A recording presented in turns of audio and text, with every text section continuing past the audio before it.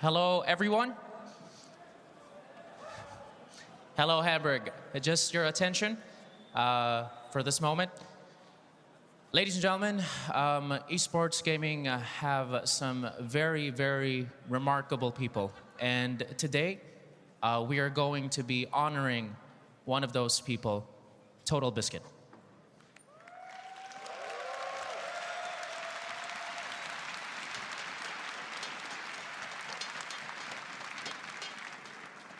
We will be inducting him to the Esports Hall of Fame presented by PaySafeCard. But before that, here are a few highlights of his story. In the early days of esports, internet radio was the biggest and best way to get yourself heard. And they don't come much bigger than John Peter Bain, better known as Total Biscuit. In 2005, John helped create and run WoW Radio, launching his own career, to then later attend his first BlizzCon that year, where he would meet his future wife. John had a successful career as a content creator, commentator, and presenter, traveling the world doing what he loved. It's difficult to summarize in a few words how much he did through his career, as he also supported other content creators, budding commentators, and professional players, while supporting and providing for his family. Sadly, John passed away earlier this year, aged just 33. His contributions to esports and video gaming, however, will live on forever. Today, he becomes the first non-player to be included in the Esports Hall of Fame.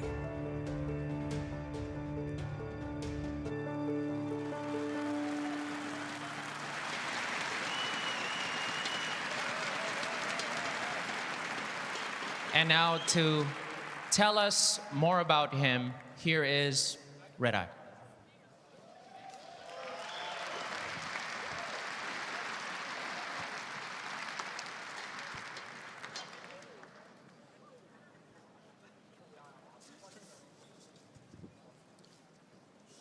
Smart, funny, thoughtful, cynical, driven, sarcastic, and loving. Just some of the many adjectives friends have used to describe the man, not necessarily the personality. Renowned YouTuber, he was also a massive esports nerd. Much of what he did, though, was in the background, sponsoring players, for instance, like Bling and Crank, to attend events that they otherwise would never have been able to attend, or helping out streamers with hosting, support, and even production on occasion. He attended and commentated numerous StarCraft II events and tournaments in the early days of the game, from tiny English events to huge events around the world. He was a popular figure in the community who played a big role in helping to propel the game to the top of the esports table in its infancy. He also formed a professional StarCraft II team, Axiom, which housed some fantastic Korean talent that otherwise may have been lost to the scene forever. And he did so with his generosity. And if that wasn't enough, he also created and helped organize the hugely popular Shoutcraft tournaments that helped so many players break out and become big themselves. His work also reached other games like PlanetSide and Dota 2, and a plethora of launch events for new games. His work leaves its own mark on esports history, with an almost unrivaled portfolio of the biggest tournaments from across the world, as a commentator, a presenter, sponsor, team owner, manager, and tournament creator. And we've barely scratched the surface of the vast amount of time and energy John devoted to esports, let alone the entire video game industry. There is one final adjective that we haven't mentioned. He was stubborn. He was bloody stubborn. 46 chemo treatments, 138 days on a pump are proof of that. But in the end, despite the fight, despite the stubbornness, cancer took yet another one of our own and prompts me to say these two words: fuck cancer.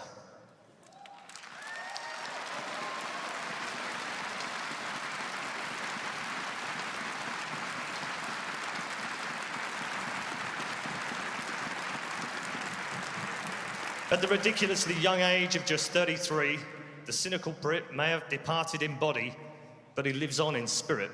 His legacy has made video games and esports a better place. It is my humble honor to receive on his behalf this award and welcome John Peter Bain to the Esports Hall of Fame.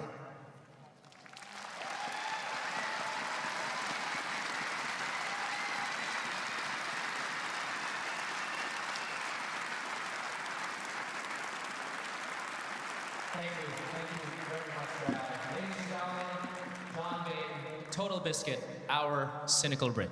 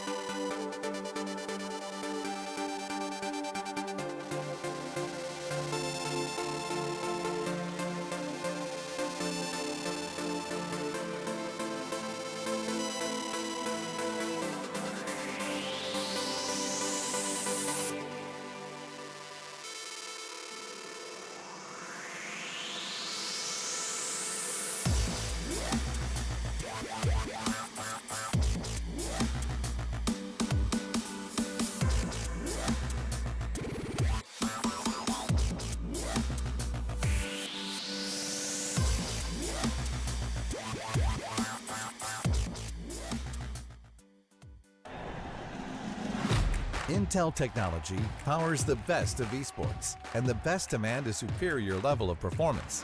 So we're introducing the 9th Gen Intel Core i9 processors, designed for the world's best gamers.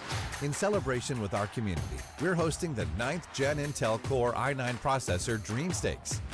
We want to bring you inside our world of esports for once-in-a-lifetime experience that only Intel can provide.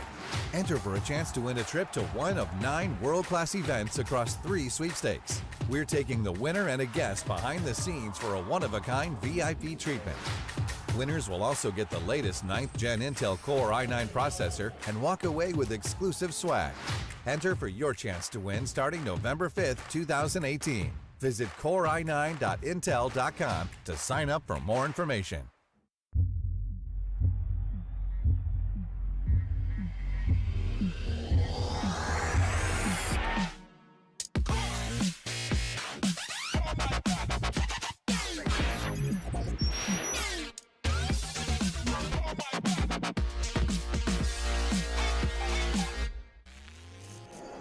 Remember where it started.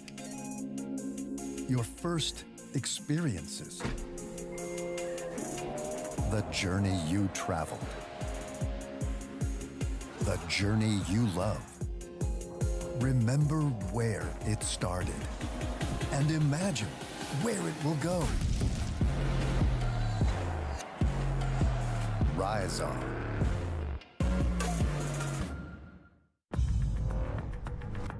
No matter what your passion is, soccer,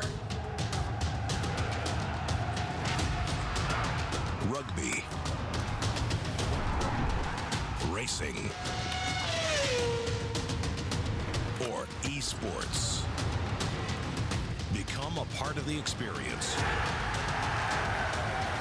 with the moments we deliver.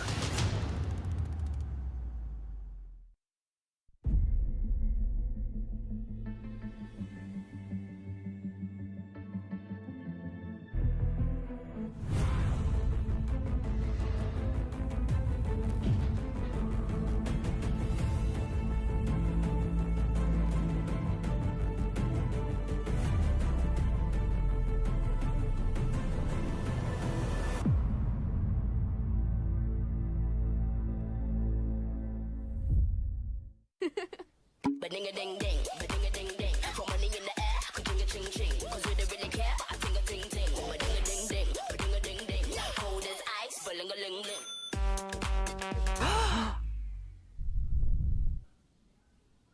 Ba-ding-a-ding-ding, ba-ding-a-ding-ding. Throw money in the air, ka-ching-a-ching.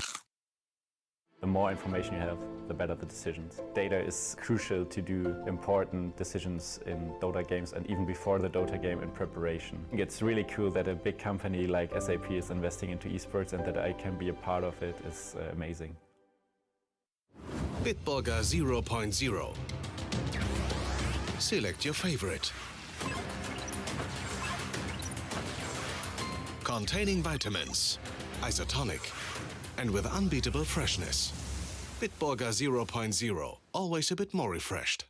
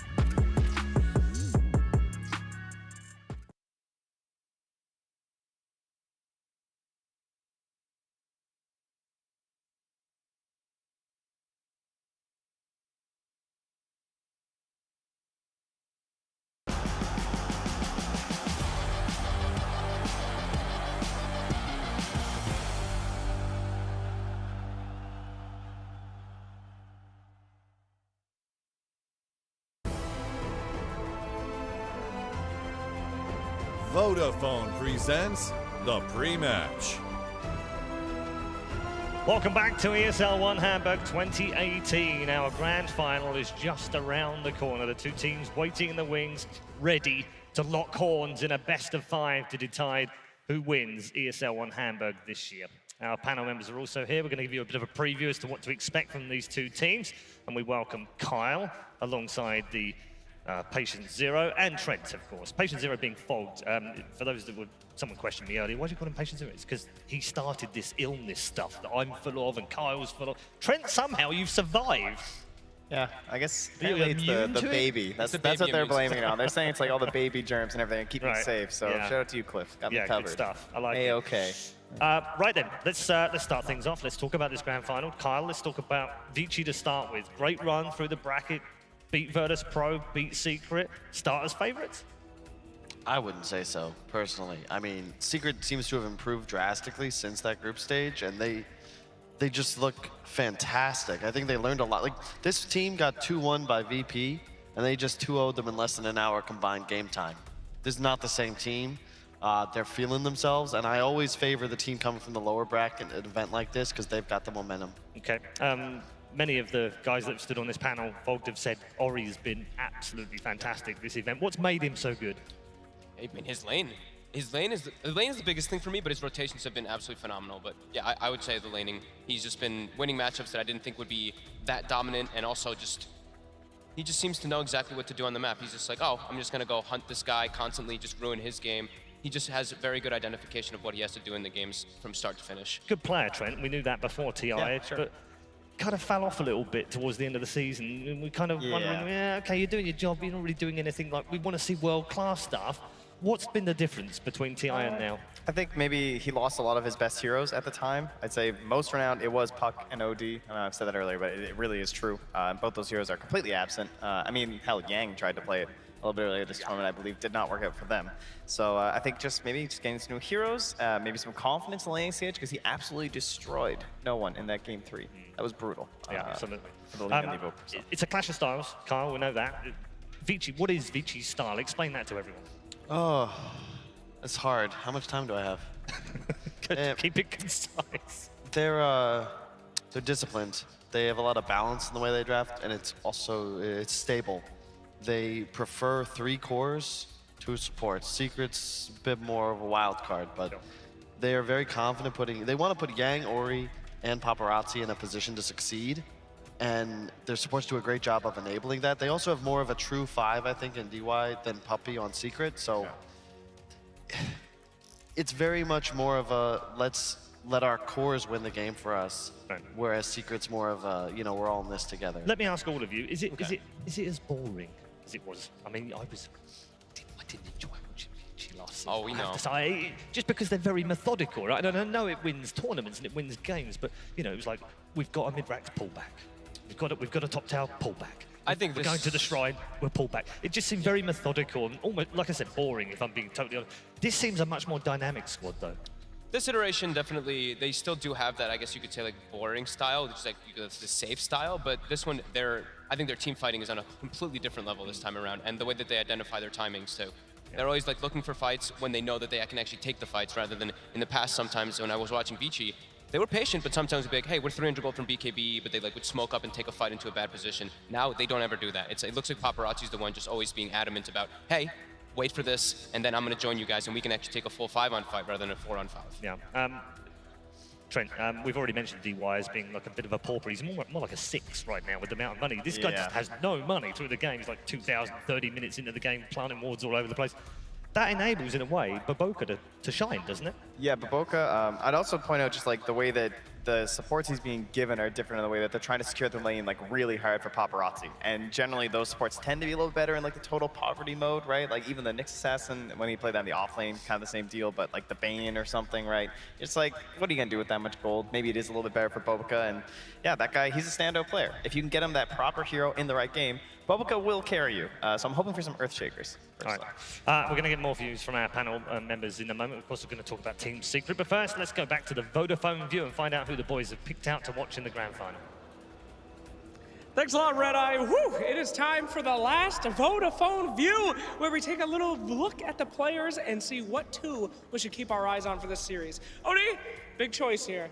but I gotta go with mid one and Ori. I think so too. I mean, these two players, we've seen some incredible showing from them on the main stage. Coming into this event, I would have probably said no one best mid in the world. These two have shown us that he can be beaten in that lane, and the way that they play is so much fun to watch. They don't only just win the middle lane, we saw it last series. Mid one, he starts making these early movements on the Invoker, getting active across the map, and for the same thing on the side of Ori. If he gets heroes like his Lina, he's gonna be straight away looking for any opportunity to help out his side lanes and get those early kills going. Absolutely. And really, you can look at how these two are doing, and it basically shows you exactly how the rest of the team is doing. They've been leading the charge a lot. We've seen a lot of mid one getting more active in these games, and whew, if you gotta look at anybody, look at those two. I think so too. And for me, these two are the ones that I'm going to be watching in terms of the MVP vote, as both of these players have been absolutely outstanding. And who's going to be able to sort of show up the other one in this grand finals? We don't know. We've got to wait and see.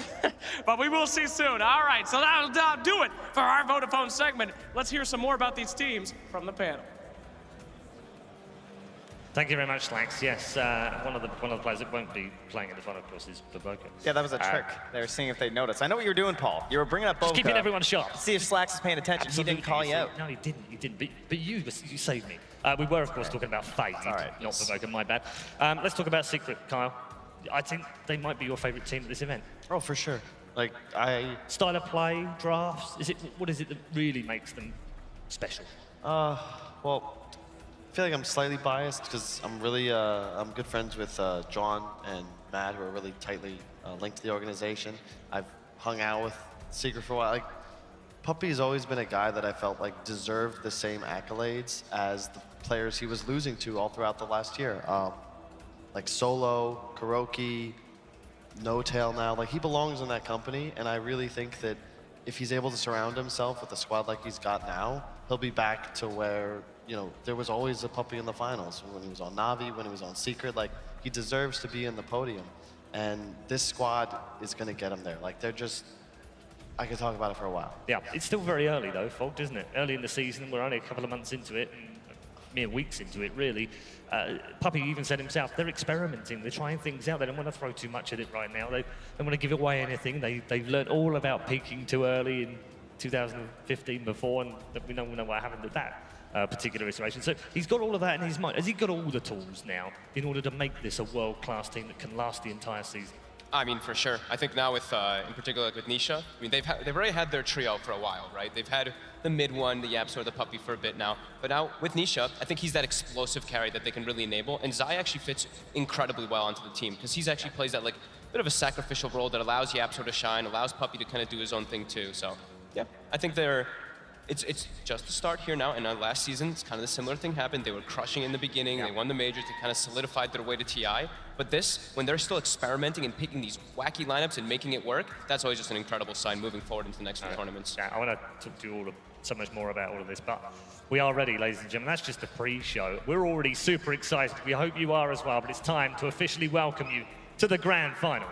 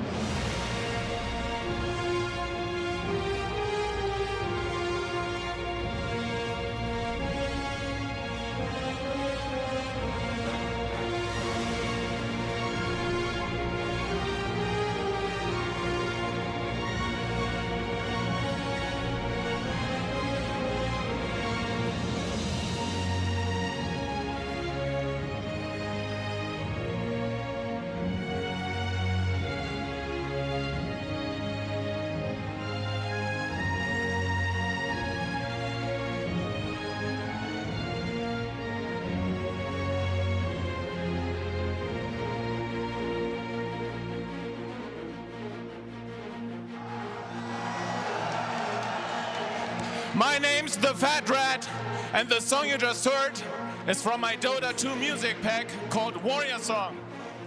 It's such an honor to be with you here today once more. Are you ready for the finals? Make some noise! Woo!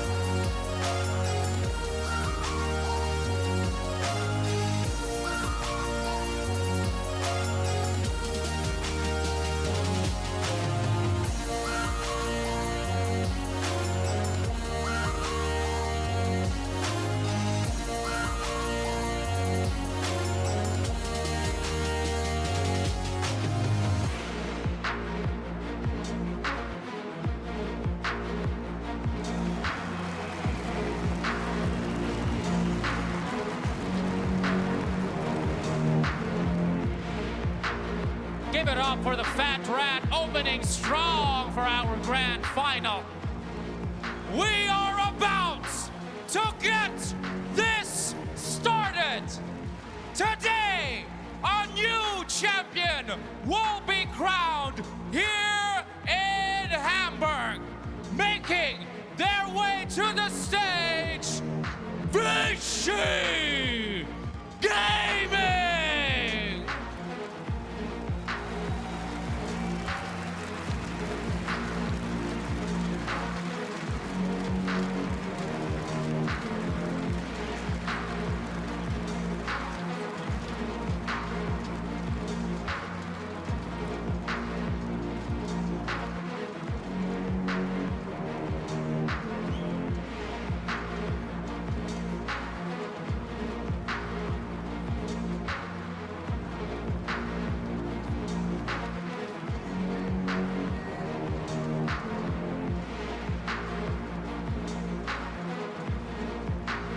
Let him hear you, Hamburg. Give it up for Vici Gaming.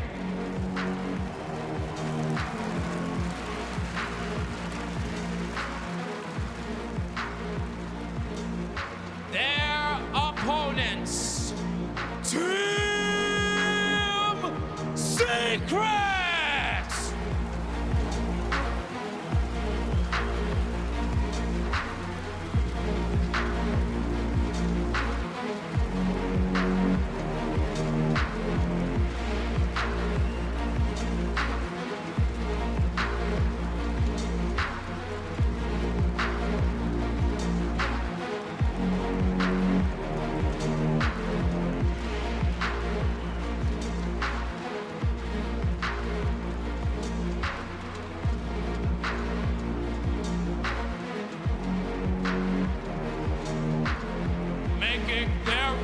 To the stage, Team Secret.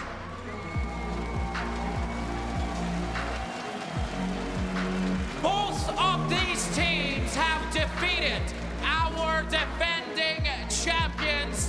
today, but only one will be raising that trophy.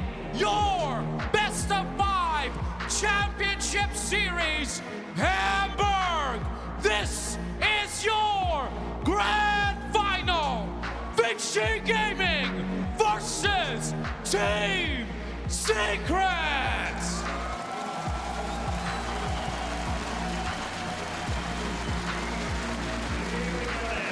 Best of 5 between 2 phenomenal Dota 2 teams for all the marbles inside ESL One Hamburg 2018. It's going to be a fabulous fight. I can feel it in my bones.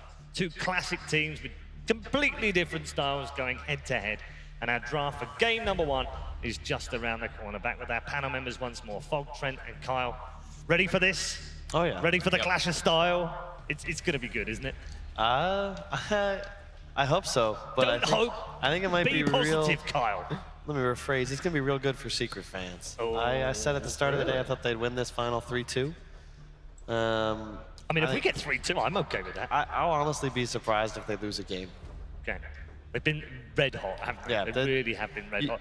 Vici said though, Kyle, they wanted to play Secret. They wanted to play them. They wanted to test themselves against this crazy drafting system that Puppy's got going. So that bodes well for them. It does in a way, but I'm just concerned. They need to have something they haven't revealed yet, because you look over their drafts and you can pick out the patterns. They've got like 2 different draft archetypes right now. I don't think you can come in with something that there's game film, that there's a script that Puppy can study and expect to beat a team that's playing this well. Especially not a potential 5-game series, right? That's the only thing I was thinking. In the morning when I was coming in, I actually was looking I thought VP was going to be able to take it, but after seeing the way Secret performed, they were absolutely phenomenal. And I think the one thing is, like, I also had Vici taking it in the finals, but with the way that Secret's drafting and the versatility, and I see the one-dimensional style, and I didn't want to mention it because I knew Kyle was going to bring it up after some point, because that's what we've been talking about a lot on the panel, is you can't be predictable. In a best of 5, it's going to be the most important thing to just get outside the box, and I think that could mess with Vici a little bit here. Okay, Trent, I want to talk to you about fatigue. Sometimes teams that win the lower bracket, they've had to go through 3 games, long games, get into the grand final, potentially 5 more. There's 8 games in a day. It's quite a lot to play in the pressure bowl of you know, the arena, right? Yeah, that's These guys blew Virtus Pro away 2 quick games. I don't think fatigue's going to even come into it, is it? No, I think it definitely goes more towards the side of momentum, honestly. It just feels better, I'm sure. Getting up there, slapping out a couple easy games, some sweet DJ by the Fat Rat, probably buying the music pack right now, and then just hopping to the grand final, right? Are you on commission or something? Yeah. I'm trying. Right. I'm working on that. Good. Free Don't forget pack. about that. Free pack on his way. Mercedes too. I want a Trent Packs announcer pack. It'd just be you apologizing 17 different Sorry. ways. I'll do my best. Right, we are into the draft, ladies and gentlemen, for the grand final, game number 1. Yep. Oh, where are we going, Kyle? I would also preface this with Gyro IO is not There's no coming way. out at all in this Secret game. is going to ban Wisp and Tree 100%. Those are the 2 heroes Vici really looked, that seemed like not only did utilizing them open up the rest of their pool, but they play those heroes in a way that can contest Secret, and I don't see them getting them. Yeah, thanks for that, Virtus Pro. That was a valuable lesson for Secret, I guess, wasn't it, in upper bracket final? How highly rated do you think the Necrophos is going to be here? Very high, but this Enigma ban, I think, is critical from Vici, because Secret looked unstoppable with that hero. We were talking, because not just is that hero so good, but Fog brought up a great point that I didn't realize, is that Guardian Greaves has a 35-second cooldown. That was changed, and I'm thinking to myself, wow, like, that's really good, folks. Like, that's way too much sustain. We saw last game that Enigma was capable of just going Greaves, Wand, TP. So obviously Secret puts a heavy emphasis on that item, and you've got to deny this hero just based on that alone. There's the IO ban, as expected from Secret, which effectively puts the Gyro in the ban pool as well. Morphling and the Brew, which we've seen an awful lot through this tournament, they really have liked that Secret. And other teams have borrowed from it already, Fog. Yeah, I think it's been showing. I thought this hero was going to get picked quite a while back, too, even before we got to this tournament, maybe even at TI some of the times. As a support? Not as a support, just in general. I think the hero has just so many different functions it can work against and so many things it can actually benefit your own team with. You provide auras a lot of time, you counter several different types of heroes, several different types of strategies as well, like the illusion strategies, summon strategies, these heroes that just require getting BKBs at a certain time because you can just tornado them time and time again. And there's the Necro ban. So that was pretty much as we called?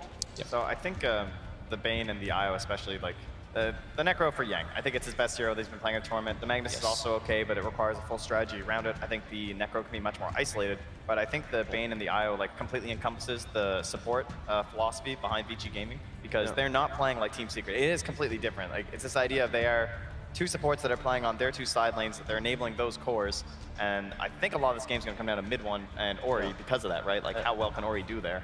I don't know if I like the silencer from Vici. They're tiny. Secret's been running like pretty much zoo strats with burly frontliners, and secure lanes, and Silencer kind of just gets run over by a lot of the style of Secret. Like, maybe they've game planned for it. It's nice just because it's probably like one of the best team fighters right now, and that if you gain initiation, Silence on top, throughout the mid game, you're going to have a huge advantage. I think Vici's displayed that they're one of the better Silencer teams, though, personally, too. But it also is, I think the opener could be a little bit better from them. And Secret gets two big powerhouse heroes that they've been playing very often, but this solidifies very good team fight for Vici. And I think that's why they went with the Silencer first, to like just hold out for that Phoenix pick in the end, right? Because you know, a little bit of a counter there. And so this is one of the openers that China just seems to really enjoy. Both Vici and Aster have picked this at this event. Silencer to open, covers the Phoenix. You're never really going to try and pick a Phoenix into Silencer, and then they just take both. It's one of the luxuries of first pick, is that when you take both supports, you reveal that, but at the same time now, you can kind of just go through the rest of the draft and counter pick whatever it is Secret goes 3-4. But I look at these, like if you look at the openers, doesn't it just feel like the Secret heroes provide so much more for a draft? There's way less boxes to check if you're building a winning lineup when you start with tiny TB. They have to find ways to protect the TB now, though, with their bans. They have to ban out either like the Zeus, the Pugner, the Tinker, and then yeah, but neither support threatens the TB at all. Like, this is global. The dream. Global can be at a certain time until the Manta BKB comes out, but that's inevitable that it's going to happen. Yeah. Okay, they actually ban out that Magnus too. I mean, this is one of the big combos. I would target Yang 100% in this game. Like after that performance on the Pugna, honestly, I think they've taken away the Tiny too, which was the other hero that he might have been playing that game. Yep. I feel like Yang has some problems with depth, it looks like, or at least depth that works with the strategies they're currently playing. Yep. I would agree. I mean, he's really only impressed me, not to say that he was playing poorly, but his Axe and his Mag, because they also fill the gaps that his team needs him to. There's no Necro for him to just kind of fall back to, because Necro's like relatively not easy, but it's a simple play style. And they're going to bank on him making a lot of plays. Like, you have to find some way to shut down this TB, and I think that Mag ban puts Vici in a tough spot. I think Secret's going to just pick up an Ogre too, probably, just to guard that TB, and also works well versus Phoenix. And then Silencer, if he's playing for, if this is a Tiny support too, Tiny and Ogre supports, they're just... Okay, SAP says highest rated bans is a Pugna. And that's another Fade hero. Yeah, I actually think the ban PL, I wouldn't be surprised to see Vici pull out a Tree and possibly core that Phoenix. I think Treant, it's somewhat counterintuitive since you're playing against a TB that can go Manta BKB, but rooting the BKB, preventing TB from aggressively manting to deal damage, like that's really valuable to have, especially when you already have a Silencer he's got to worry about. It feels like you'd kind of be well into like some damage issues though, don't you think? For sure. You have to clean that up pretty hard with the last couple of picks. It's a great pick from Secret. I thought maybe they may consider the Invoker too, but the Lina, that's likely going to be for mid one. They want the guarantee that the egg's going to die. Yeah. This TB and the Lina, they will successfully be able to kill that unless there is the interrupt. Yeah, and it's also what Secret likes to do with their third pick, where this hero is a complete floater. They did Venno yesterday. They've done Ogre in the past. It's inviting the counter for mid, knowing that they probably aren't even playing it there. Yep. Or don't need to. And there's the Axe. As expected, you know, Mag ban, they go back to the Axe. Like, this is Vici Gaming in a nutshell, right? They're very predictable. Nothing they've done so far is not in the script. Like, there's film on these heroes and the way they've drafted just now from this tournament a couple days ago. So Secret should still be like pretty much in the driver's seat as far as who's predicting what. And they could, look, even with this Lina pick, sure, we say it's great versus the Phoenix, but if they did expect this Axe to be coming out, natural Yule's buyer, you're great to be able to counter that Axe throughout majority stages. I mean, as it has been fairly predictable so far, Kyle, is this Luna? Is this another Luna game from them? I'm not so sure. Not now.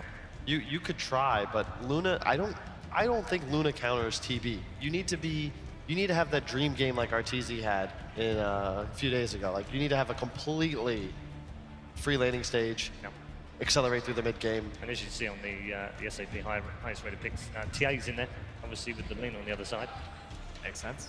Yep. Pugna versus the TV, that treant that they like so much. I love Chen here as well. You're playing against two supports that are pretty much glorified creeps until level 6. Silencer specifically has major issues dealing with the Chen, and look at the cores, like the heroes they already have, especially if this is a Yaps or Tiny, they can make so many plays naturally. You have this 1+1 theory where anyone links up with Alina, they're gonna find a kill. Same with the TB that's meted, and they'll have overall last pick as well. I wouldn't even be surprised if this is Alina off lane. It could be, for sure. They've got a lot of threat too if they do want to do, like, if it is the Tiny support with Chen. We haven't seen it too much, but throwing creeps is still a definite option, because you can just, those supports, like you said, they don't do anything if it's gap closed immediately. Same with Axe too, because you're a pressure laner. If you're in a position where you're behind, you're getting zoned out harassed, you don't accomplish anything. You need to always be aggressive, and that's very difficult if you're going up against this Chen in the safe lane. One Satyr, one Ursa, you can't backlane anymore. Man, it's so we'll wait for paparazzis then, it would seem. So that's trying to solve a damage issue, right? It's the idea of like trying to play off of the calls. I assume that's going to be Exort. They haven't played it, right? Or they played it once here? Yeah. He's played it, they played Invoker twice. Okay. I lied once. Yeah, I didn't think I'd seen it much from them. I can't remember which build he went either that game, to be honest. I don't think I got to see it. No. In this game, he doesn't have the greatest setup, though. I wouldn't imagine it's going to be an Exort build. Even with the Sunstrike? I just feel like if he goes crossflex, like, do they do any damage unless the team fight goes 100% perfect? Yeah, he might actually be forced to. He just doesn't really have the setup around the map. Like, in the laning phase, you usually want to have something that gives you that setup, but it's like an Axe call, and that's about it right now. Yeah. And this last pick for V, it just got to do so much, because on paper, it looks like a great lineup, but it's so slow. You need an Ags on Invoker, you need a Blink on your Axe, and you need your supports to have some semblance of a game before you can actively look for engagements. And they're in one of those positions where neither support can influence the lanes outside of just brawling within it. Yeah. No one's really able to rotate, with the exception of perhaps ganking for a Quaswex Invoker in the mid lane, but Lina is one of the strongest heroes to match up against him. So. And the only two heroes they've done have been the Monkey King and the Luna for these last two picks. Brood banned just for safety's point of view, and the Monkey obviously banned on the secret side. That was fairly obvious. Yep. Pick for Vici. If they can get out of the lanes even, Kyle, with this lineup though. Oh. That Void starts to change things though. This looks like VP. It's a lot of team fight to secure, but they have no deep push, and this Chen can bully this It's so pretty hard. slow still. Yeah. They don't have any hero. They're relying on winning lanes against Team Secret. They have a Chen. They're gonna have a support Tiny. They're gonna play so fast. I'm not sure Vici is gonna be able to come online in order to deal with Secret's mid game. Like this seems like they played right into Secret. The Secret's in their breadbasket right now. They're happy with this, and now they have a last pick. It does look, yeah, it looks very, very slow paced on the side of Vici. Three greedy cores, right? Axe, Invoker, Void all take a long time. Void does not farm nearly at the pace of a Terrorblade, so they pretty much just need to have a successful top lane and shut down the TB to not have too much farm versus a Chen, which is always going to be difficult already.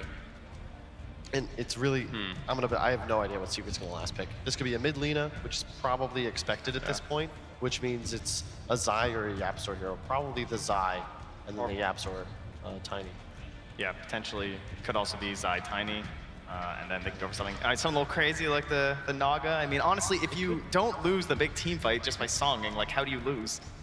It could be Venom. It could be Venom. Or I want them to pick some hero that continues, like, they already see Vici's forte, right? They're playing for the 30-minute plus. They need time to come online. Just have something that can pressure towers. Yeah, do they not have a requirement to kind of pull all of this together? Is there something out there that can pull all this together? Secret looks kind of together right now, to be honest with you. I would say and we still don't know if Tiny's probably Yapsor. I think that's mid one Kunkka versus Invoker. Zai Lina probably playing in the offlane with the Tiny. It's offlane Lina. That's why they're so difficult to predict. Yeah, and Kunkka's incredibly good versus Invoker in laning phase, and versus Voids, he gets a chrono off. You just put the boat inside of that chrono if you're not caught inside of it, and that you can reduce so much. Does it matter who plays the Tiny or the Lina? There are both the 3 and the 4, you know what I mean? It's Yapsor and Zai, so... And we know that they move around, so... Exactly. Not a particularly big deal. Look at the synergies on both sides, and also the threat level. The threat level from Vici across the Team Secrets heroes is actually very high on this particular game. So you can see the Lina, for instance, under a lot of pressure in this game. as far as the Vici lineups are concerned. Trent, which one do you like most? I think that a lot has to get done. There's no question. This is like a big wombo combo draft for Vici Gaming, but I think I could see this coming together. You know, tough lanes, but maybe they can tough it out. Okay, all right. Fog, final thoughts? Vici has to be able to stall this game out and not get crushed in the laning phase. But I'm going to go with Secret. I think they're going to just set that pace that they've been doing constantly, take the battles to them within the first 20 minutes. Okay. If Vici can hold this first 10, 15 minutes, can they still do this? They need their axe to just go off, and this is an impossible axe game. I think Secret, assuming they play like they just did, they're going to take this game, and they're going to do it in style. All right, thank you very much, gents. Time to hand you over to our commentary team for the grand final. Ladies and gentlemen, enjoy game one with Cat and Blitz.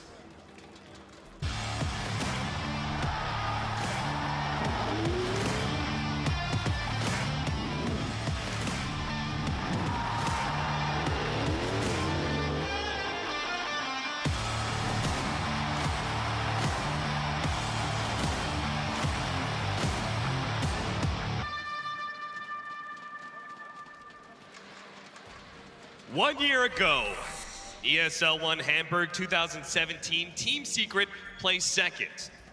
Not too long ago, we had ESL One Katowice as well, where Vici Gaming managed to place secret. Both lost to Virtus Pro. Now the Virtus Pro are in third place. These two teams will match up against each other in the grand finals, and one of them will finally be an ESL One victor. Ooh, I am hyped for this matchup. It is going to be a tough best of 5, isn't it, Blitz? Yeah, you've got the conventional sort of style of Vici Gaming, and then you have this unorthodox, do whatever you feel like kind of style of Team Secret. And I know there are a lot of Secret fans in here, and they're going to need a quick start in this game. You need to apply the pressure. They have a lot of different ways to clear the lanes out, and that's one thing that Vici don't do very well at all. And it's hard not to be interested in Team Secret, right? Because Team Secret, they're giving us a different look on Dota with this very weird synergy that Zai and Yapzor have. They apparently don't seem to care about the lines between 3 and 4 position. It is completely blurred when it comes to these two. Yeah, it is Yapzor that'll make the early rotations, but at some point Zai says, hey, it's all you. So they're gonna run into Fade. He's gonna get slowed up. Oh, he's gonna be Yapzor. slowed. Icarus dive will allow him to get away.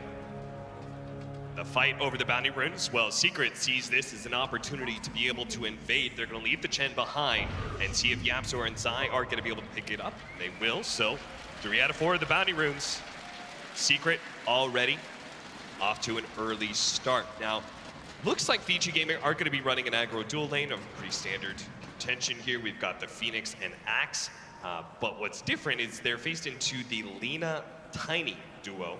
They're actually going to be putting the Terrorblade up at top lane on Team Secret, right into the Void. They're trying to avoid the Axe versus TV matchup. You take a lot of harassment, whereas the Void can't really pressure you. That does mean that traditionally, like the Chen likes to be able to play in the safe lane because of the long distance back to the tower, right? It's going to be a lot more difficult for Puppey to be able to maintain a dominant force in this top lane. That is, if he can even get a creep. You see things starting things off. Puppey is going to try and search around for a camp that isn't locked. And he's going to take a lot of harass, though, from the Silencer, even though the Void doesn't really represent a kill. Just the amount of harass that TB is going to get as another Sunstrike for CS. That's twice now that he's thrown that out to no avail, as the Kunkka is so good against the Invoker when it comes to just the early laning phase. Mid one has taken a lot of damage, but over the top lane, our Terrorblade is going to be able to chase down DY. His Puppey traps him in the corner. That's going to be your first blood for Nisha. As we'll look now to bottom lane. This duo absolutely can contest the Axe trying to cut these creep waves if they can actually get the nukes out, but Zai is going to be shaded away by Fate. Yeah, with the creep wave coming in, and this is the difficult part, is that you have to choose between harassing the Axe or getting experience. So eventually he does have to give up on that. Yapzor can only really watch as this happens. He is going to try to harass in the lane, but not a whole lot doing because he's not near any creeps either. Can't really take the battle hunger off of him, and he's got to be careful about this Phoenix rotating. So that's why he's just going to back up. Doesn't have any regen left. Most likely going to just check the rune and reset. And it's going to be a DD at top. Doesn't really help either of these heroes. Now, we've been saying it on the panel. It seems like when this Axe cut creeps wave, you want to be able to have a hero like Terrorblade or Phantom Lancer that has some decent sustain, like just has high armor, to be able to tank creeps. Lina is certainly not that, sitting at only 600 health, 2 armor. It seems like Secret thought they were going to be able to deal with the Axe better. Yeah, because if you are against a TB, you just sit in the lane as the Axe. You just continuously battle hunger, click in the creep wave to draw aggro. If he uses meta, the lane is just over for him at that point. Puppey did manage to open up that hard camp there in the top lane and found the perfect creep for it too. Found the Satyr. I really like what Fogg said in the pregame too. He said, right now Vici is just going to try to all in on the lanes. Look at that, they've caught DY up at the top lane. They've already slowed him down with that Penitence and with the Satyr nukes. Just that combo brought him down to half health. The slowdown meant that Nisha can finish him off. It's 2 times now this lane that we thought would be very good for Vici. Hasn't really paid off. Torrent not going to connect as YapzOr continues to crawl around this mid lane, trying to make something happen. That bottom side lands the stun. But he's still taking so much damage with the Fire Spirits on him as well. He can't deal with the creep wave so easily. And Yang, even if he doesn't help kill Zai, he has been quite the menace, pulling over and even killing some neutral camps. Just the ultimate efficiency for a creep-cutting Axe. This Phoenix is very successful at bottom as Lina's already out of regen. This Axe is having a free lane. She's forced to TP out. Gonna see that Yang go back to his creep-cutting ways in mid lane. YapzOr's still waiting around here. He does have toss, but it's been there for about 2 minutes now and hasn't really accomplished what we expect out of YapzOr normally. It's been Puppey that's been making the moves. And this is a team that enables YapzOr a lot. Even from the get-go, you'll see so often that YapzOr is going to go for this sort of boots first build and try and get these kills, and he does manage to find it onto the Invoker, so it pays off finally. Oh, top DY. He takes so much damage from this. Satyr Blast connects too. He's trying to hide away into the trees, but he can't really get away. There's no crevice to be able to hide behind. Fade's going to jump in and try and help him out, slowing down the attack speed of Nisha and DY. He's going to die to the Satyr, but they get Nisha in return. An excellent rotation from Fade, as he's not needed at that bottom lane anymore. And looked like he almost just killed a silencer by breaking the trees, but getting the kill onto the TB, the trade, they needed something like that. As in mid lane, YapzOr over the top, looking to make something happen as mid one. Gonna get slowed up by the ice wall, but should be just fine. Has so much HP on this Kunkka. Has got his bottle flow now too. And when it comes to the regen battle, he should be just fine. And especially since it's not a Quas Wex Invoker, can't really just trade hits. This bottom lane, he almost has that Vanguard completed. They're gonna fight over this bounty Raptor, throwing up Ori. Will be able to grab those two. Now Yang has total control of the other side of the map, so those bounty runes should still be under Vici Gaming control. Ooh, missed avalanche, but still DY is going to be caught by the X-Torrent. One more hit should do the cold snap for a second. Going to slow him down a little bit now. They're definitely going to be able to kill the silencer, but Mid-One's going to take a lot of damage in return. The Sunstrike, the toss back. Now Paparazzi surrounded and bursted down by the Satyr. Mid-One ticking down, but will survive. And has the salve for himself. Nice rotations by the supports as Fade's got to be careful. He's quite low. He's going to dive over, TP out. And YapzOr will not correctly guess. Zai continues to get pressured. Does not have a TP. He's making his way over. Managed to get the call and a Sunstrike. He doesn't even go for the Cling Blade. He lets Paparazzi claim the kill. He needed something to come back here with 2 deaths early on. It's going to be a nice pickup for him. Top lane, Ori, they're going to wrap on him, trying to force him to time walk back off of that creep wave. And even though he hasn't died, only 18 CS. There's Nisha with his death, does have 28. This is a great opportunity. YapzOr is securing runes for Mid-One. He just found a haste rune. So this is a great opportunity. And they're going to swap lanes. Ori. Ori's already going to time walk here. Vici should know about this. They make this move so often. At the same time, bottom lane Yang. Sunstrike. Oh, it does manage to clip him, but they need a little bit more damage. Meanwhile, the top lane, the boat's going to come in with the X. They're going to be able to get that stun, bursting down super fast. Back over to Zai, who's juked his way out of this one. Yang was unable to find the kill, couldn't get the vision or the extra round of battle. And he's just trying to get to the fountain, reset things for himself. Although Yang is having a very free time, the other lanes are suffering so much as Ori comes back to this top lane. What can you do with a deep really dive? low. The TP out is not going to be successful. DY managed to pick up that kill, but Nisha still laying the damage into that tier 1 with the help of mid 1, and mid 1 can't go for this X. Ori has got to be careful with his positioning against this Kunkka. He wants to find one of the 2 supports, but his tower's going to go down nonetheless. Oh, what a big kill there. Paparazzi goes down. And he has spotted Fade. This should be another kill. So many kills happening around the map for Secret. Fade does not have the dive out. Nisha gets another kill. Nisha currently sitting at 3-1-2, 34 CS, and a tower to boot. And this is changing everything I know about mid lane. It's as soon as you hit your level 6, just start roaming around the map. YapzOr, who is mostly useless for the laning phase, just makes that early rotation. He might just get caught. Slowed down by the Battle Hunger, doesn't have a stun anymore, so he's going to be caught by the call by Yang. And again, not going for the Culling Blade. Again, just funneling kills into Paparazzi. They're doing everything they can to make sure that this carry has a good recovery session after what was a kind of a rough laning phase. Yang knows that he already has all the free farm in the world. Doesn't really need to add to that as the bounty rune is still there. No way that Secret checked that. They would have made the assumption long ago, as we're going to see here in this mid lane how this happens. He tosses him back. Look at that synergy. That was beautiful. Secret just seemed to be able to bounce back from these really terrible lane setups and just rotate their heroes around. YapzOr, like very early, left that bottom lane. Zai, same thing. He gets chased down, he goes for a gank somewhere else. And now they're gonna go for a big kill. This is gonna be on Yang, slowing down his Blink Dagger. So much magic damage burst. That Laguna Blade only dealt about 100 damage. So they still had plenty left in the tank. Ooh. And this style of Dota, anytime you see YapzOr mid, you should just assume that mid one has already made the rotation and that you're too late. Yeah. You've got to be more careful if you're Vici. This is a long best of 5. This laning phase for them has not gone so well. You never really want the Axe to be the highest net worth in the game just because you're the type of hero that blinks in suicides just to get the setup anyways. Right. And that's why he keeps allowing Paparazzi to get the last hits, but Paparazzi's laning phase has been shut down so hard. And even with the rotations of this Kunkka around the map, still head and shoulders above what Paparazzi has right now. Ori is getting some free farm time in the top lane, trying to work towards that Mask of Madness. That is going to be a bit of a problem, right, Blitz? That both Faceless Void as well as Invoker are going for a farming item to start things off. We have an Exort build Invoker, which is naturally slower. I think they know 2 things, is that when it comes to the absolute late game, the Chronosphere is going to be the most effective spell, as the smoke not really going to do anything. And more importantly, you just have to play for the team fights. If you have those 2 things in mind, you won't really give up on this game at any point. But it does make it awkward in this mid game. You're going to lose a lot of tier 1 towers without any sort of rebuttal. What you want to do is try to fight around your chrono timings, try to just catch heroes, and that's exactly what they do. They smoke up for this.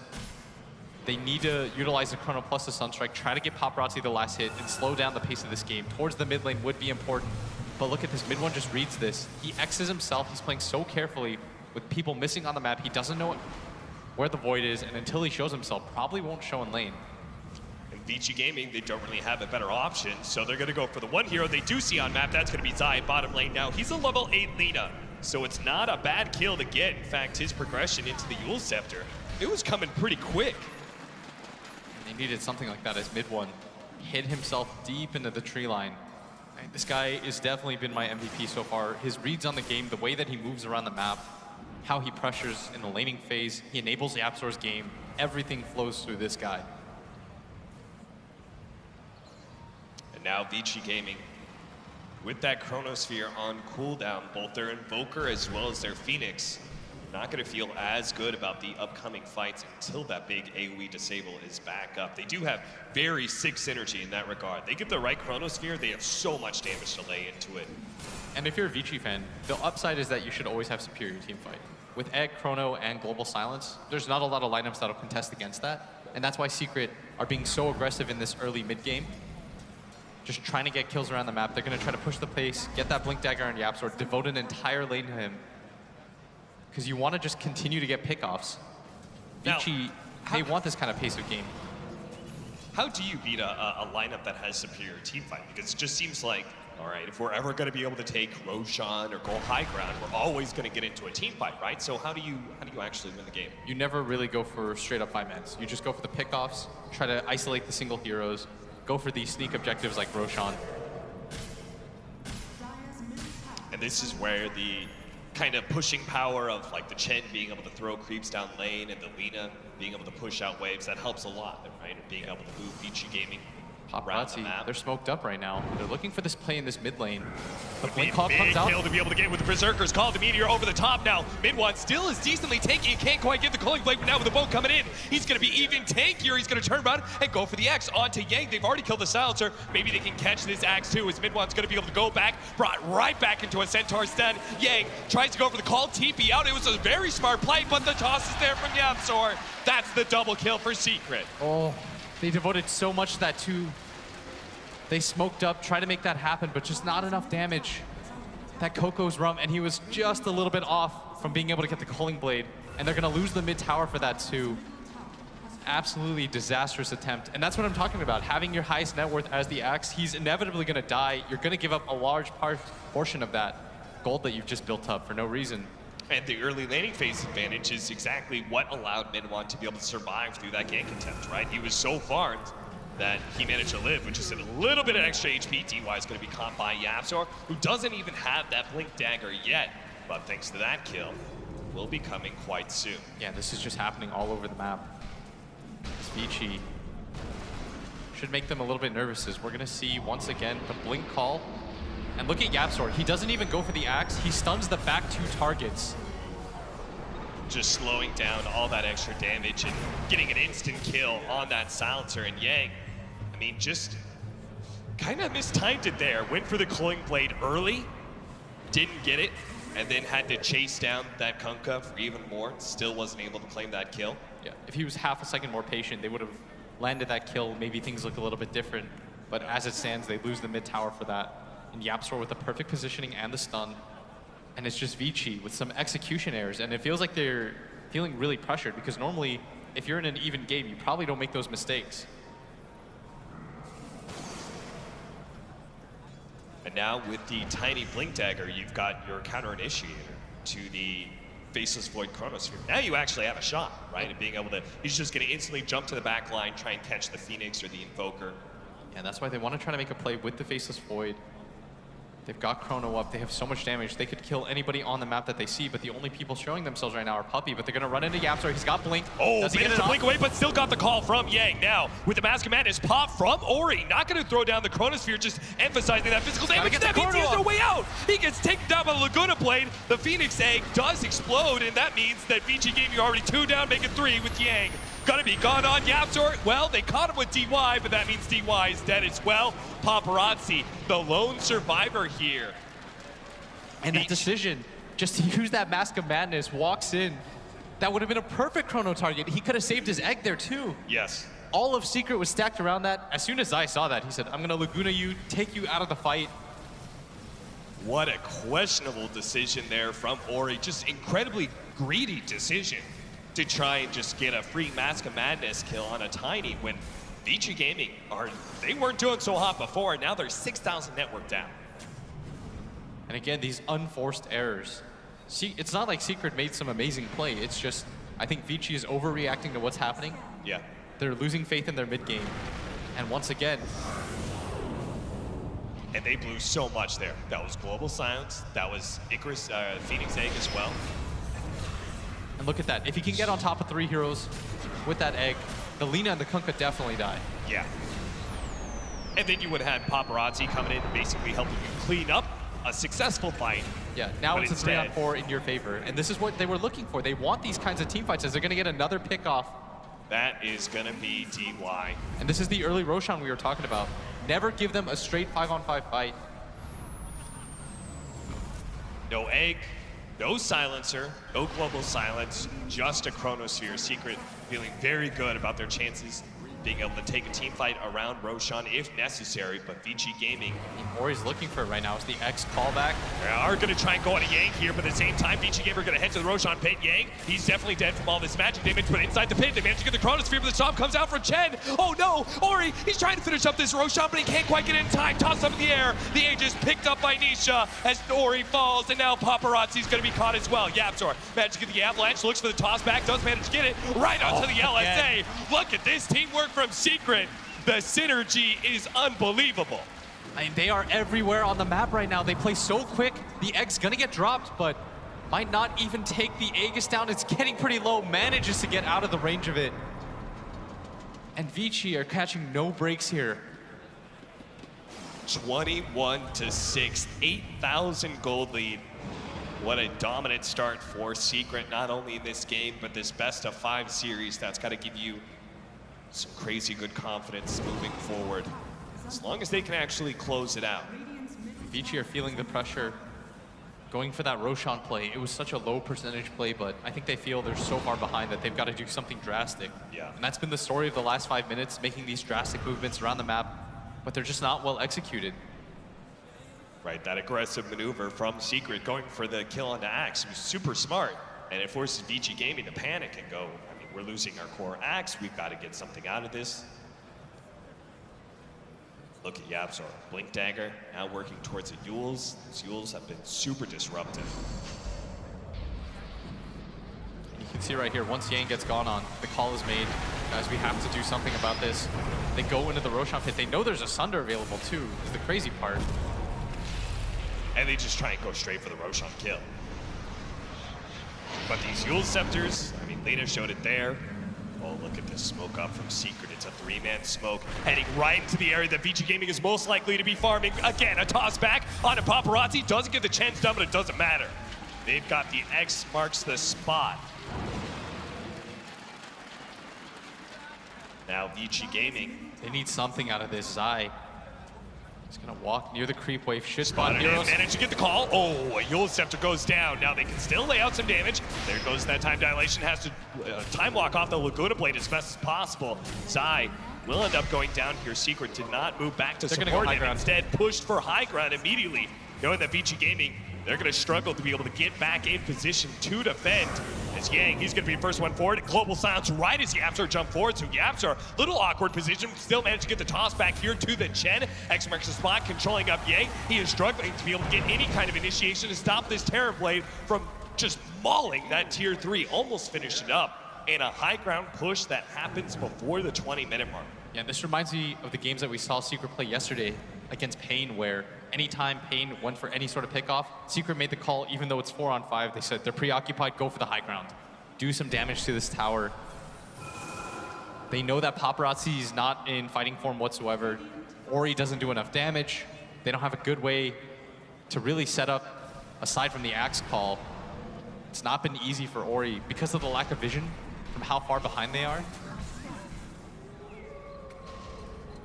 What's kind of interesting about Secret, right, is that they seem to be the team that makes the most effort to defend their towers and utilize this kind of greedy support that they do. But simultaneously, when they get ahead, I feel like they're the best team to pressure and actually put early damage on the tier 3s, try and take those shrines. And this is a Vici Gaming that we haven't really seen all tournament. One that's under pressure, is making mechanical errors. They've got to tighten up their play. Their team fight is still very strong. If they can get the right type of initiation out, they just have to slow down the game for themselves. Yeah.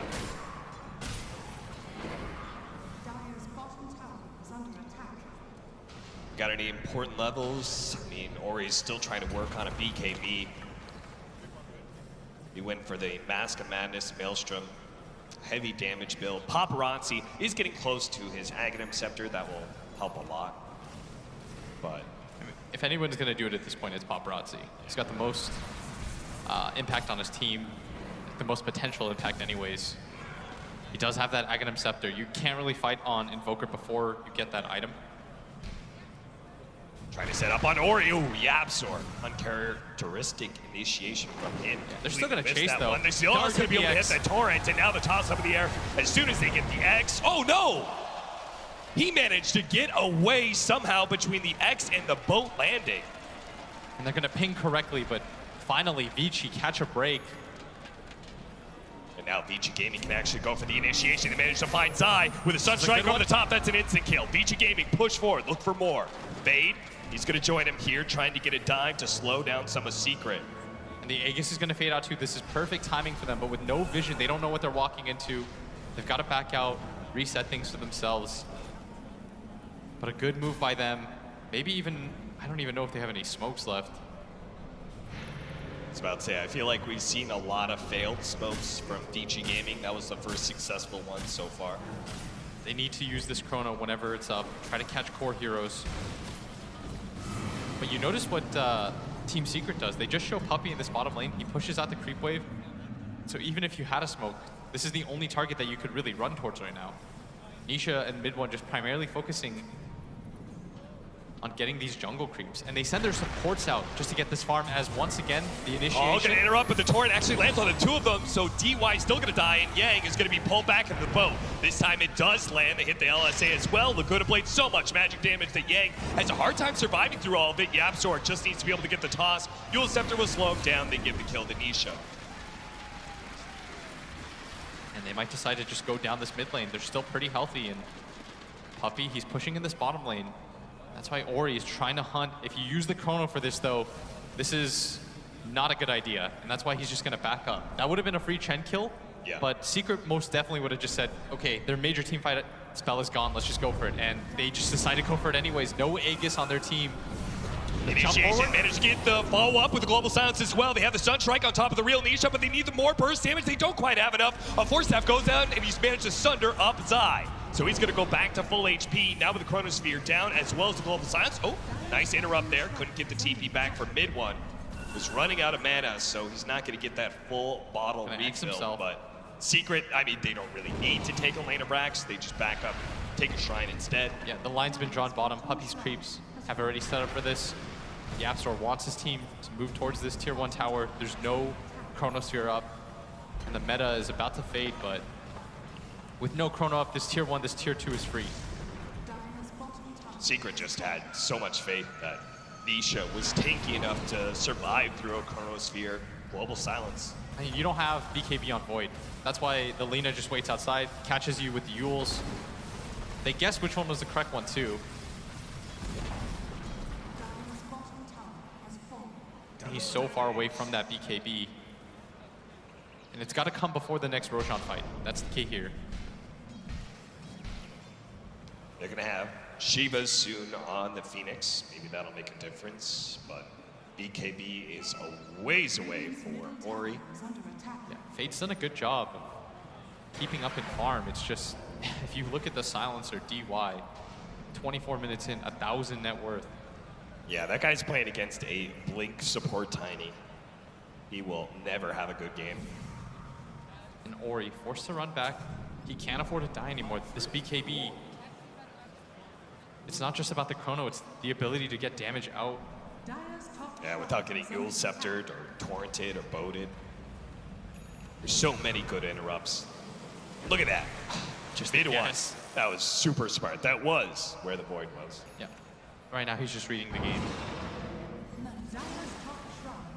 Fate setting up for the push here at top lane. It looks like Vici Gaming, they're gonna dare a defense here. Now they do have the Chronosphere back up.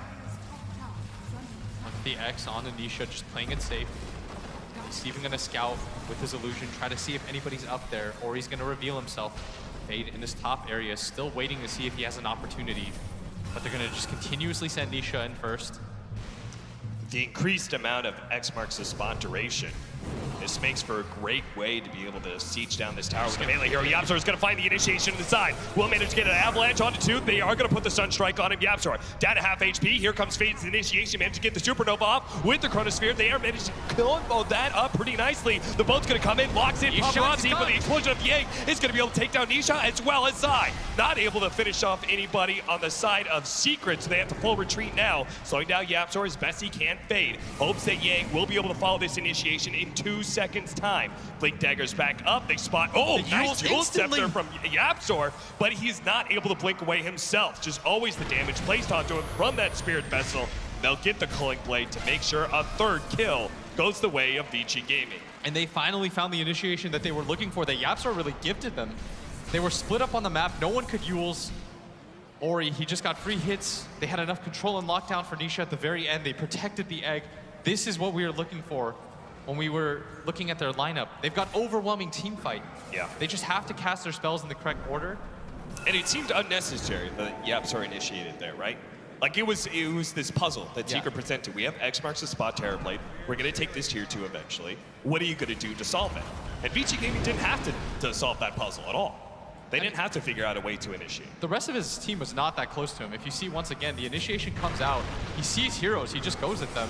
But the rest of his team has to come so far forward just to take that fight. And in the back line, once the 2 heroes got chrono, there was no way to save Nisha.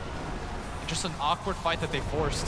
If you just take the tower, there's not a lot of options for Vici. There's not a fight that they can set up. Yeah. Secret still have a 6,000 gold lead after that team fight and are currently trying to do Roshan round 2 here. With Nisha closing in on that Scotty. Yeah, there's no chrono. And Aegis is a good way to deal with chrono too. Can't really kill him twice. This means that Vici Gaming will have to find their initiation elsewhere. Can't really go for the Terrorblade lockdown to Chronosphere anymore. Yeah, you gotta get the backline. You've gotta try to find this Kunkka or this Lina. Blow them up, deal with them as soon as you can. And the team fight still looks very scary on Vici's side. Yeah, even with this, even if you build up a 10k lead on Secret, it's dangerous trying to go for the high ground. You can't set up fights like that. Especially with the BKB now on Faceless Void. That makes a world of difference, right? Doesn't have to worry about Lina or this Tiny. The X combo. Why do you think Yapzor is going this Lotus Orb? I think it's just a good dispel in this game. The global silence, time dilation. Yeah. There's a lot of really annoying stuff. And there's not a whole lot of items that you can get as a support Tiny that makes you that much stronger, I'd imagine. An easy way to be able to defend a tower while still maintaining an offensive front, Team Secret. With the X marks the spot plays, sending Yapzor to bottom lane, dealing with it. I'd sort of like them to just go for that again. Because Vici don't have the best ways to burst down that illusion. Yeah. And when Nisha just sort of goes in, they don't have these high tempo nukes that you normally see. In fact, their team is woefully short in that area. It does kind of feel like, though, that one more bad team fight and Secret will start really losing control of this game. Yeah. And that's what Vici are looking for. You saw what an ideal team fight looks for them. It is dominant. Chrono plus Egg. Strong under any circumstance. And the key there was that they caught Zai at the same time as Nisha. Otherwise, he just ults the line with the cast range. He's able to Yules out Ori. Seems like Team Secret, no, they're going to run into DY first. DY, an excellent pick off. Vici Gaming, are they going to fight this? They got to get out. They're going to retreat. You don't want to pop Global Silencer. That's such a bait by Secret. Yeah. Your team is not ready to fight whatsoever. There's no angle for them to fight either. Rather take the Silencer on 30 seconds of death timer. It's not like Secret can push for the high ground yet anyway. Once these BKBs fly in on the side of Vici, the lineup of Secret look a lot less scary. Yeah. They certainly emphasized a good amount of magic damage and catch between the Kunkka, Lina, and the Tiny. Yeah, this 12k lead, I mean, it's nice, but the team fights are really what's going to matter. But a bad team fight pretty much just means GG for Vici. The cooldowns are so long on their side that even if they buy back, they'll buy back with nothing up. Fade, using the Sunray to spot out the creeps at bottom so he can cut them out with the Fire Spirits. So close to his level 3 Supernova. And as we've seen, a successful Supernova makes a world of difference for Vici Gaming, that extra bit of stuns, but Secret are slowly but surely chipping away at this range Rax. Now Yang is looking to just be able to pull back some creep, but is going to be caught by the X. There's a Sunray there to make sure that Yang stays at full health. Nisha, meanwhile, laying his formidable physical damage into that melee Rax, and Vici Gaming, they don't really respond. So Secret, they're testing the waters. They see that Vici aren't interested in fighting. And instead, they're going to make the initiation. Going to come in. They are going to be able to. Oh, BKB goes down from Ori. He's going to be okay for now. Time walks off the damage. But that BKB now being on cooldown, that's an opportunity for the initiation. Nisha is going to push forward onto another tier 3. Global Silence goes down. They're pinging just to right now. protect Yang, but none of this is offensive work here for Vici Gaming. Now they get the Chronosphere on the side. That's Managed to get the Lina. That's going to be the Meteor over the top as well. And Nisha just runs into the Chronosphere. Managed to get the Sunder out. Toss up in the air. That's going to be Ori down, but the Supernova explodes. Stunning up Nisha. Still has that meta going down. Managed to get the reflection out, slowing down some of these heroes. The Secret look to retreat off the BKB at mid one. With that going down soon, they don't feel good about fighting into Vici Gaming's lineup and all this magic damage. I mean, they might just consider going again. There's no Void, there's no Chrono, there's no Global, no Egg. You just X, bring yourself back and go for it part 2. As far as I know, there's not a whole lot that they have to worry about. They still have that Aegis for Nisha as well. So now that they're full HP. They have Cheese too, although Nisha's gonna run in with the X. They're gonna try and call him, make sure he doesn't get that damage onto the tier 3. Tornado out, EMP. Look to just burn out their mana, make sure they can't actually fight and continue the siege, but manage to dodge all of that. Now mid one, oh, nice initiation out from Yang with a Cataclysm. Over the top, that's gonna do a ton of damage to mid one, but YapzOr dodged it with the Yule Scepter. They push back Secret for the 3rd time in this siege. You can see that they really wanted to go for it with the Void down, no Chrono, no ultis, but without meta, not willing to risk it, and the Aegis timer too just fades. So with that first set of racks being taken, I think Vici's going to be feeling a bit relieved that it wasn't a second. The team fights look a lot worse for Vici Gaming when they do have to go for that backline. Yeah. They just can't focus on bringing down this Terror Blade, so it seems like the next big movement has got to be around that 3rd Roshan, right? Not only is it the Refresher Shard, but we've seen how badly the Aegis messes with Vici Gaming's plans. I mean, the scary part is that because Secret distributes farm so well, it doesn't feel good going on any of their targets. Because it feels like you have to kill so many different heroes. Yeah. Even the supports are fairly tanky and output a lot of damage, as we've seen from YapzOr's Tiny here.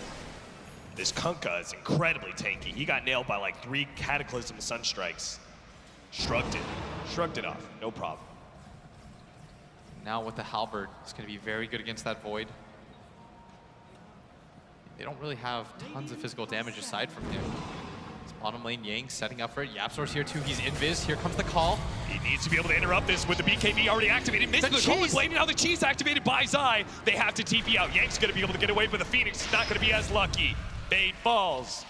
And Team Secret see an opportunity to push a 2nd lane of racks. And you saw YapzOr there, invis the entire time. Zai makes the call, I've got Cheese, just wait around. Let's see what happens. And a failed initiation, that might just be a high ground attempt once again. Nisha focusing on his stats, actually went for the level 20 talent instead of the reflection cooldown, feeling like it's not that good against this team. Only 1 physical damage dealer. X, reflection on Yang, but not really the hero that Secret want to go on just yet. As the X moves begin once again. The illusions begin their work. They got to be careful. Nice toss back there. Yang is going to be hit by the LSA with the BKB on cooldown. They managed to get the Chronosphere on top of Nisha. Here comes that Cataclysm. Nisha, they need to blow him up, and then you have the Yule Scepter. That's going to be able to stop him. Sunder, Nisha couldn't find the target. He didn't want to hit his own illusion, which was at the same HP. So instead, he swaps to that support. Now, at full HP, he's going to lay out the damage onto the tier 3. The Tornado goes down with the Sunray over the top. Means be able to get the call out, and they do manage to get it with the Meteor. They might be able to get this cooling blade. He's getting so low. Yang, he does manage to get it with the help of Ori. They chase down Yapzor as well. A Supernova explodes, stunning up mid one as well as Zai, who's going to lay out the LSA. Might just be able to finish off Ori. Barely gets it. Now the call onto 2. Yang, he gives up Ori's life, but managed to get the initiation, the follow-up that's going to be able to ensure this team fight. Mid one has so much HP, and he's trying to lay damage into Paparazzi as best as possible, but he knows he's caught, he's dead, and there's no way for him to kill anybody else. And that high ground is so good by them. That egg positioning when it lands, Yang was so patient with the 2-man calls every time. Without the egg, Secret have to be more careful about this. They're overcommitting because they've got the lead, but the team fight is always going to be there for Vici. And it's getting a lot different, these team fights. With the Blink Dagger now for the Void. And they've got the Refresher on the Invoker, the double Cataclysm. Your TB will die. And that's what I meant. You have these 10K leads on the side of Secret, but overwhelming team fight on the side of Vici, and that's why your lineup's always going to look somewhat okay. And a large part of that net worth disparity comes in the form of the fact that the Silencer's 2,000 net worth, and Puppy's got 9,000. That's a 7,000 difference alone. I mean, he just casts one spell, and he's got his effectiveness in the team fight. Yeah. And since they're playing on their high ground the whole entire time, there's no way that Secret can catch DY first. And this would be massive. If you get a Refresher Shard 2, if you could get this on your Void, the double Chrono, the double BKB, and Puppy's walking in with the Ancients. He's going to reveal this. Roshan is going to be about a 3rd HP. And the Kunkka's not up for 4 seconds. They've already killed the ward, placed out by Secret, so there's no vision for Secret to be able to operate on here. Roshan falling faster and faster. The initiation comes out from Yang. The Cataclysm, that's going to blow up Zai. He's already dead. Mid one gets a big cleave in, but now the Supernova, they don't have the heroes to be able to deal with this. The egg, it's going to be perfect. It's going to push back Secret, exploding on top of Puppy. He's dead now. 2 dead from Secret. An instant buyback from Archen. They're going to make their initiation onto Yang with the bow coming in, but he already blinked out of it. He got out of that one. Now they're Chronosphere over 3 with the Meteor coming over the top. They need to be able to take out this Terrorblade as best as possible, and they do. Manage to get it for 70 seconds. Mid one getting kited around as well. Everybody's so low, but he can't get him. Tossed up in the air once again by the Tornado. Vici Gaming strike back around the Roshan pin. 4 dead from Secret, and a Roshan that's theirs. And you might have claimed the first 2, but this is the most important one of the game. You had the Refresher Ord for Invoker, now you've got the Shard for Ori. Double Cataclysms, double Chronospheres. I have no idea how Secret takes this next fight. And this was the danger of them going for that bottom play. If you're patient, you wait for the 3rd Roshan, everything is okay for you. But instead, they get a little bit too over-eager. Because the only way that they can lose fights is by overplaying their advantage. That happens twice. We saw it at that top fight when they could have just taken the tier 2 tower. We see it at the bottom lane too. And that was a do-or-die situation for Vici. You can't back out of that. You'll give up Roshan, you'll lose the game. Look at this initiation from Yang. He's been everything for this team. Absolutely. I mean, he missed so many Culling Blades to start this game, and I was like, man, Yang is having a rough one. But now he is finding initiation after initiation. And look at that egg as well. You see mid one try to step back. He's BKB'd. He thinks about coming back onto the high ground. He wastes some time. And that blink away from the boat. Beautiful as well. The call sets up the 3-man Chronosphere, and Paparazzi's like, sweet. Free damage for a Meteor Cataclysm.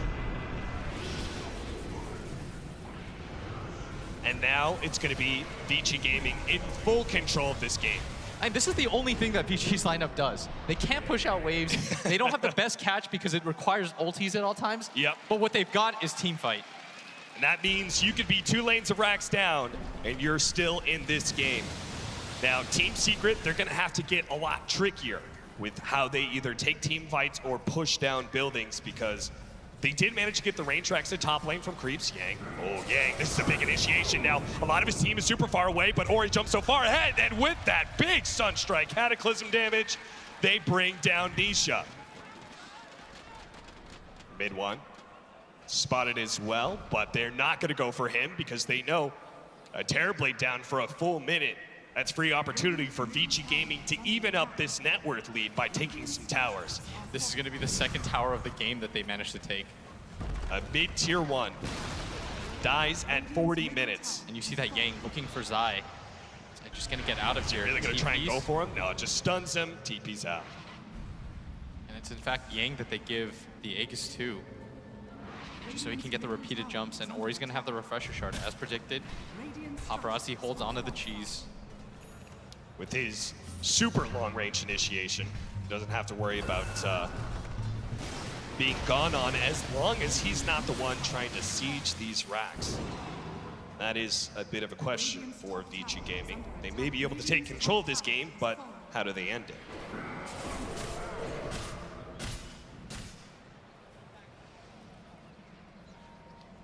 $1,000 will be now for Vici Gaming. First time in this entire game that Vici Gaming has had a net worth lead. Experience going their way by a 20,000 deficit. It actually is the first time in the game, just because Secret got the first 3 bounty runes of the game. Yep, they started off with lead and they never let it go until Vici Gaming was able to wrest it out of their cold, dead hands. Vici Gaming are in no rush. They could just keep on farming. You could see Paparazzi's game was pretty rough. When a pro player is sitting on the average, especially the caliber that Paparazzi is looking at, he doesn't want to be average. These last 10 minutes, he's allowed to be able to step over that gap. He had such a rough laning phase, wasn't really able to get a ton of kills on the board, but is heavily recovered in this. Minute and a half left on that Aegis for the Axe. Paparazzi. Look at this fully completed Octarine not now. Here with the rest of his team. Yang is going to try and make the initiation with the Shadow Blade. No, he blinked away. Mid one.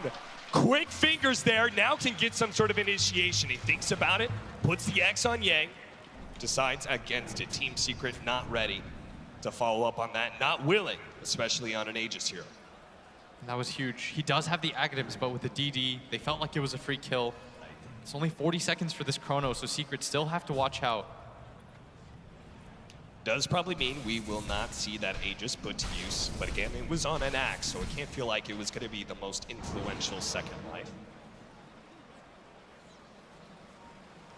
He is coming in to his level 25, that big AoE increase for the Berserker's Call. It's only 100, but it can make a world of difference.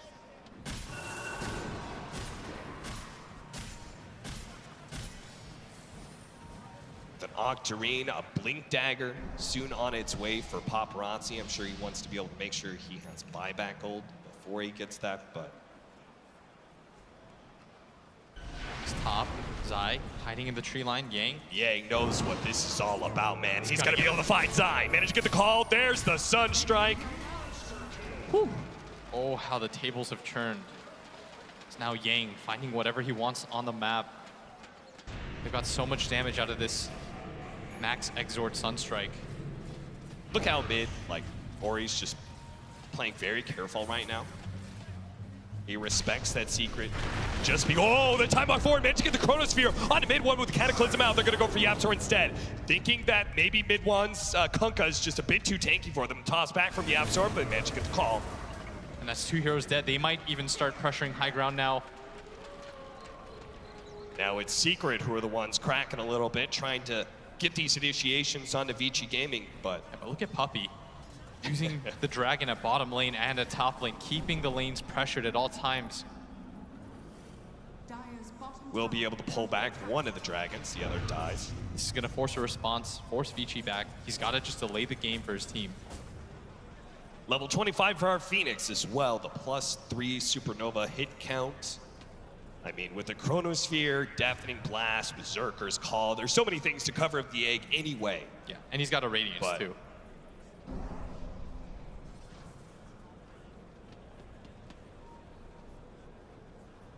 Looking at that Aeon Disc just to make sure that if the Phoenix somehow does get initiated on, he can't get bursted down 100 to 0. I like the way that Vici Gaming did not try and push things too aggressively with their Aegis. Yeah, they wanted wanted literally that just chill out for the next Roshan, right? The mid fight was huge, but when the Kunkka was able to blink out. Yeah, that was definitely their opportunity to go high ground for sure.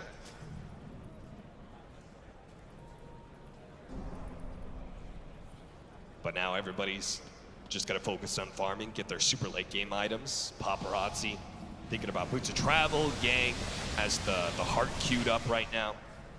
Not too many times you get to see this suicidal hero get to level 25 and one of those big luxury items. We'll see it here. They still have to push into a Kunkka, though. Mid one's Kunkka, who is sitting on a BKB. Heaven's Halberd is working towards a data list. And I would guess if things start getting even worse for Team Secret, he may think about that Divine Rapier as a comeback mechanism.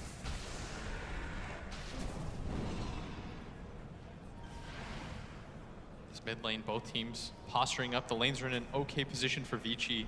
They still have the refresher. Likely trying to look for any sort of fight presented to them. There's a DD rune at bottom too. Oh. Tried to catch him with the tornado. It's going to be tempting for them to try to just go for it. As YapzOr gets bound. He is going to be caught, and he tries to get the toss away, but there's no way he's making out with Fade and his long-range catch with the Icarus dive. And the Shivas actually does manage to get a blink away. The Chronosphere laid out only onto a Chen, and now he gets hit by the LSA as well. The boom, the combination. Mid one comes in, one big hit. That's all it takes. Secret now on the front. They're going to try and push for him. The Supernova's laid out. They're going to try and protect that mid one. Braving the fires, trying to put damage on a DY. He's going to be stunned up there. Now the call from Yang instantly with the Cataclysm over the top. The Meteor is going to be close. He needs to get out. He gets it. The Sunder just in time. Now laying damage into Paparazzi. The expert spot pulls back that Phoenix. The land to him next. LSA onto Paparazzi. Vici Gaming. They're getting wiped one by one. They bought back on so many heroes, but they won't be here to close out the fight. Secret. And the decision for the Void to not pop his BKB. He kept it for so long, only catches Puppey in the Chrono. It felt like that was so forced on the side of Vici. And he wasn't even on the right side of the Chronosphere there. He had to run out of the Chrono, around the trees, just to get to a Chen. My goodness, Vici Gaming. We thought they were playing so clean, and we're just going to look for that second Roshan, but that by anything but Team Secret, just a beautiful response from them. Now, Pressure Shard's going to go the way of Secret. There's a cheese left on the ground. I'd imagine that Zai goes back in for it. Magnum Scepter for the Lina. That pure damage can make a big difference as the BKB for Ori, which he didn't even use in the last team fight. They're going to go for this bottom lane. The top lane is already pressured in. They've already taken the racks there. They want to try to force the buybacks. They are going into Ori, who has his Chronosphere up, as well as that Refresher Shard.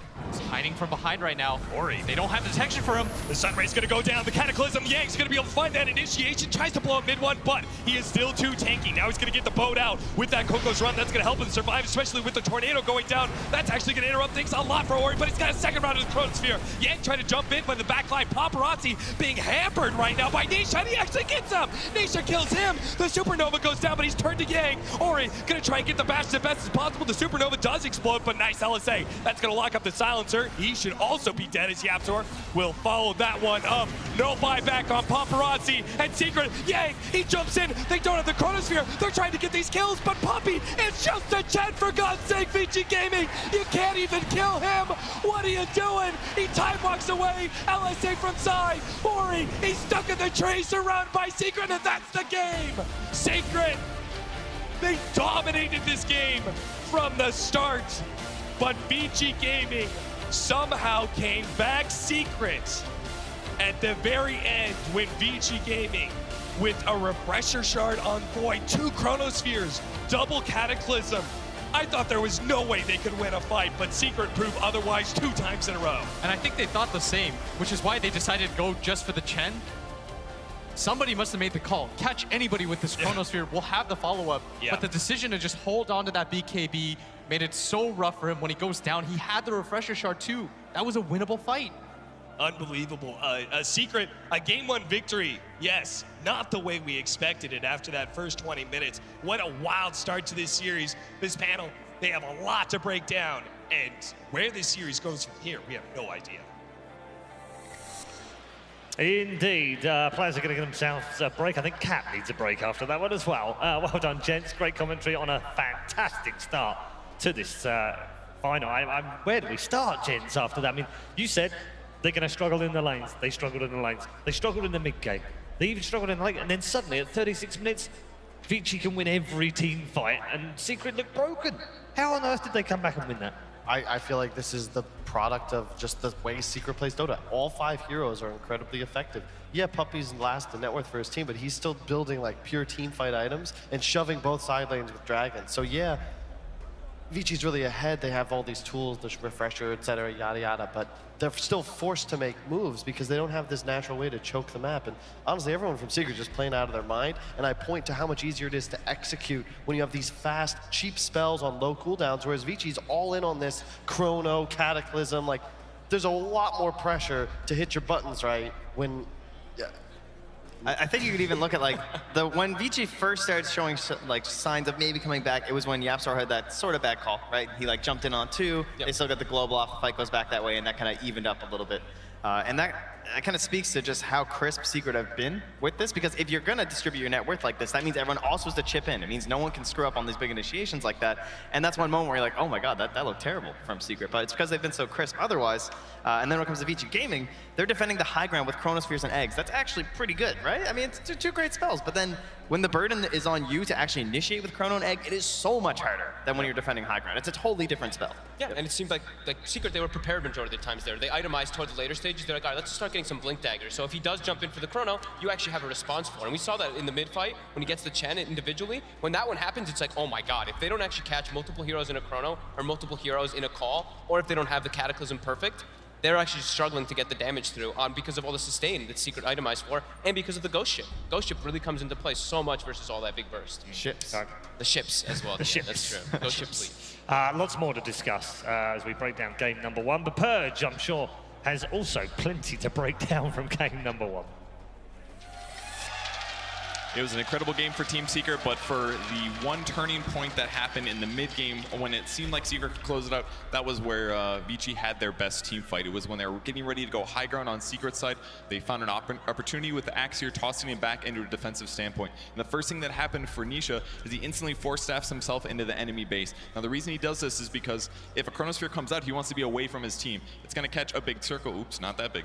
It's going to catch a big circle, but he doesn't want his allies to get caught, so he jumps in so that he can still deal damage, and then if his opponents want to attack him, they have to lower his life and not his allies, which ultimately is great because it gives them good Sunder opportunity. They use Global Silence as well. There's a great Yules from YapzOr to Yules Ori in the air, and as soon as this Chronosphere is ending, everybody in Vici Gaming is going to be running away knowing that they're about to get Sundered. So what happens is they need to escape as fast as possible. Ori pops his BKB, uses a time walk to get out, Nisha is forced to use Manta Style to make sure that the Global Silence is removed. And at this point, he realizes, I can't chase, I can't Sunder one of my opponents. So this is okay for Secret because they did get 2 kills, but both heroes buy back. He's forced to Sunder Puppy, and now what happens is Vici Gaming realize their opportunity. They jump in instantly with the Phoenix's Shiva's Guard, which slows all the enemy heroes. Tornado catches them as well, which is really useful because that gives everybody on Vici Gaming like 2 seconds to run in and set up for great positioning. And what happens is the one BKB left is Axes. He ends up getting the great call on Terrorblade. They finally use the Meteor and follow-up, and they're able to kill Nisha. So they're able to delay the Sunder usage. Secret still felt comfortable playing, and a great Phoenix ulti egg as well, just guaranteed the fight wins. This is the fight that really started things for Vici Gaming, got them back up in the game, but in the end, not enough. Secret still wins. Indeed, yes, Secret do still win. Plenty of nominations for the MVP on both sides, actually. We were talking through. Yang had a fantastic game for Vici, but in the end, I guess we give it a mid-one on the Secret side. Yep. Oh man, that guy's racking him up. Yeah. Like he honestly, at this stage, if he's not in the running for the Mercedes-Benz MVP, then I don't know what we're doing. I think he's already bought a couple, rearview mirror hangers. He's got some dice back there. He's feeling it. It's true. Merc 1 is what we're going to call him if he wins. Who else stood out? I particularly loved the supports on Secret. I know me and Kyle were kind of raving about like the small little plays actually coming in for me were pretty influential. Just like these like Chen heals coming into play, the Axe misses a couple dunks because of it. Even not even just the ulti, but also the the Test of Faith that you can now use just to get like extra little 100 HP. Little things really add up inside those team fights, and just the resets too. The X with the send back a few times so they can keep sustained, keep that pressure going. And the way that Secret's been playing is all about that pressure, and they did that for the majority of this game.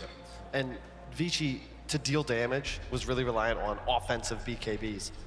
They don't really have any way of mitigating damage when BKBs fade, whereas Secret, you have X-backs, send-backs, multiple Yules, a mech, Vlad's, Lotus, Glimmer, Halberd. There's so many ways to buy time, and when you're playing against these huge wombo combos, you just need to survive, especially when you consider how much sustain they have. The Spirit Vessel, the send back with Chen, etc. Like, there's no way to actually kill Secret unless you're able to take them out like 100-0. And the only real way they were able to do that was when Yang was getting not one but two-man calls. And as soon as he was unable to do that because Secret was able to fight under vision with positioning advantage, they wipe him. Yeah, GG. Good. Okay, that's the thoughts of our panel. We're going to head to a break. When we come back, though, game number 2, Secret. Well, they're just a runaway train right now. Can Vici do anything to stop them? We'll find out very shortly.